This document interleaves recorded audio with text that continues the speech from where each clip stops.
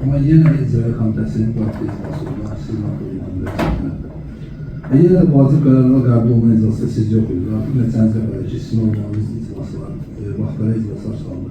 Buna məsələ bir İcra komitəsindən bağlı əvvəldən bildirilir ki, hansı tarixdə olacaq, necə olacaq və hamıdan da soruşulur ki, vaxtınız, saatınız.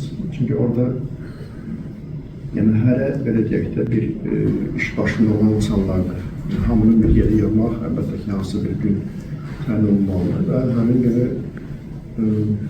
bir var, məsələn, tək mənim vaxtım olmasın, bir də var ki, bir 5 nəfərin məsələn, o gün Bakıda olmasın. Belə olduğunda, əlbəttə ki, azı götürürlər. Belə normal bir prosesdir. Çünki ikinciyə, üçüncü dəfə deyəsən, belə üst-üstə düşür belə, bəlkə fikrimdən yayılır.